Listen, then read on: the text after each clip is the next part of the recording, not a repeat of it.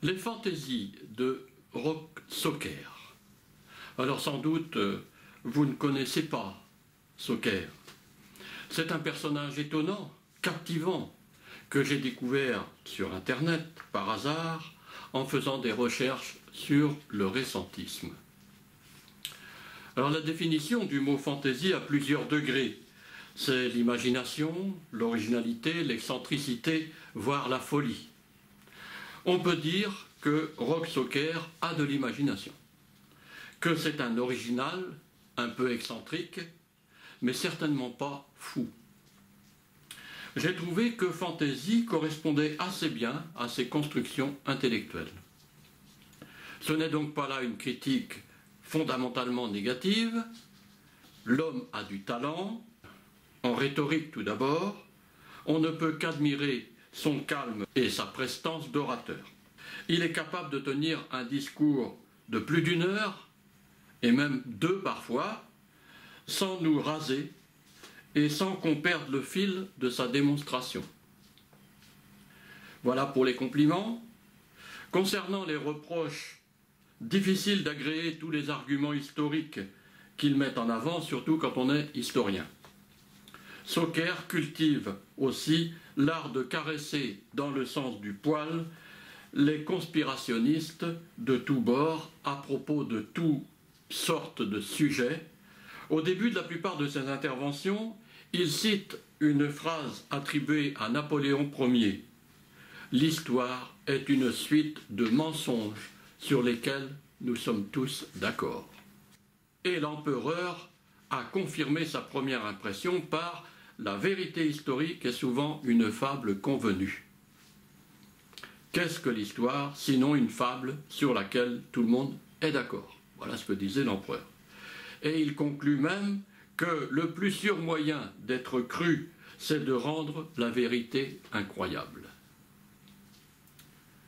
Aujourd'hui, on dirait, plus c'est gros, plus ça passe.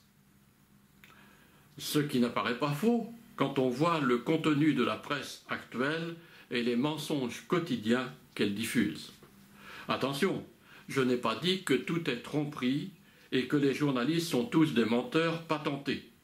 Beaucoup ne font souvent que répéter ce que divulguent les agences de presse officielles et écrire ou dire ce que leur inculque leur rédaction. Et là, il faut vraiment se méfier. On n'a jamais eu autant de fraudes scientifiques que depuis ces 10 dernières années, déclare à la télévision en 2016 le journaliste Gilles Arpoutian, spécialiste dans la vulgarisation scientifique pour le grand public. Saucker cite Napoléon. Je ne suis pas un fan de ce personnage qui a commis tant d'agressions armées, tant de bouleversements mondiaux inutiles durant une dizaine d'années pour finir exilé comme un paria. Mais on doit reconnaître qu'il tenait des discours qu'on n'attendait pas dans la bouche d'un dictateur. Écoutez celui qu'il adresse à ses soldats et aux scientifiques qui les accompagnent en 1798 lors de la campagne d'Égypte, alors qu'il allait investir Alexandrie. Les peuples avec lesquels nous allons vivre sont mahométans. Leur premier article de foi est celui-ci: il n'y a d'autre Dieu qu'Allah et Mahomet est son prophète. Ne les contredites pas, agissez avec eux comme vous avez agi avec les Juifs, avec les Italiens. Ayez des égards pour leurs muftis et pour leurs imams, comme vous en avez eu pour les rabbins et les évêques. Ayez pour les cérémonies que prescrit l'Alcoran, pour les mosquées, la même tolérance que vous avez eue pour les couvents, pour les synagogues, pour la religion de Moïse et celle de Jésus-Christ. Les légions romaines protégeaient toutes les religions. Vous trouverez ici des usages différents de ceux de l'Europe. Il faut vous y accoutumer. Les peuples chez lesquels nous allons traitent les femmes différemment que nous. Mais dans tous les pays, celui qui viole est un monstre. Le pillage n'enrichit qu'un petit nombre d'hommes. Il nous déshonore, il détruit nos ressources, il nous rend ennemis des peuples qu'il est de notre intérêt d'avoir pour amis. La première ville que nous allons rencontrer a été bâtie par Alexandre le Grand. Nous trouverons à chaque pas de grands souvenirs dignes d'exciter l'émulation des Français. Alors on ne peut qu'approuver de telles dispositions. Mais le plus curieux, c'est la déclaration qu'il fait quelques mois plus tard au pied des pyramides de Gizeh. « Soldats, songez que du haut de ces monuments, 40 siècles vous contemplent. » Comment sait-il en effet, en 1798, que ces constructions dateraient de 4000 ans? Qui le lui a dit et comment a-t-on calculé un tel âge? La connaissance scientifique, et non empirique, de l'atome ne remonte qu'au début du XXe siècle, par le Danois Niels Bohr, prix Nobel de chimie en 1922. La méthode de datation au carbone 14 ne date aujourd'hui que de 60 ans, par les travaux d'un physicien chimiste américain, prix Nobel en 1962. Les égyptologues français accompagnant Napoléon ne pouvaient donc pas avoir déterminé par cette méthode la période d'édification des pyramides. Qui avait émis ces dates? L'empereur y croyait-il lui-même, puisqu'il déclarait que l'histoire était mensongère, que c'était une fable sur laquelle tout le monde était d'accord. Et en admettant que ces dates auraient pu être confirmées scientifiquement au milieu du XXe siècle, à partir de quel élément physique les analyses au carbone 14 auraient-elles pu être faites, puisque seuls les vestiges biologiques peuvent en contenir? Au bout de 4000 ans, que peut-il rester comme débris végétaux dans un désert de sable? Alors bien sûr, il y a les momies. Mais là encore, vu le traitement subi, le test du carbone 14 est-il toujours valable? On a trouvé des traces de tabac et de coca dans ces momies. Ces plantes endémiques de l'Amérique du Sud ne pouvaient pas être connues en Égypte il y a des millénaires, puisqu'elles ont été importées du Nouveau Monde à partir de 1492. Je n'ai participé qu'une seule fois à des fouilles archéologiques. C'était pour dégager des ossements humains qui avaient été découverts sur la côte ouest de l'île de la Réunion, près du cimetière marin de Saint-Paul, en 2010, à la suite d'un mini raz-de-marée provoqué par le passage d'une dépression cyclonique. À peine avait-on récupéré les vestiges osseux que le soir même, ils se désintégraient. À cause des UV, nous a-t-on dit. D'ailleurs, ils ont été emportés en métropole dans on ne sait quel labo, d'où ils ne sont jamais revenus, pas plus que les conclusions concernant leur âge. Peut-être n'y en avait-il aucune. Pourtant, les matériaux d'investigation étaient nombreux, ceux d'une vingtaine de squelettes entiers. On comprendra mes doutes quant à cette méthode de datation au carbone 14. L'archéologie et la paléontologie ont certainement du bon, au moins comme preuve historique, mais pas forcément comme moyen de datation. Bref, le problème de la chronologie de l'histoire reste bien posé. Dans ses longs discours, Roch-Saucker soutient les récentistes. Moi, je ne me prononce pas pour l'heure, je l'ai déjà dit, certaines de leurs déductions me paraissant vraiment trop simplistes, mais j'ai des doutes, car ceux qui défendent cette cause ne sont pas tous des farfelus. Parmi eux, il y a des professeurs universitaires prestigieux, russes et allemands. Ils ont des arguments, nombreux et non des moindres. J'en ai déjà cité quelques-uns, Saucker en livre la liste exhaustive, dont des cartes de la Gaule, par exemple, datant du XVIIe siècle.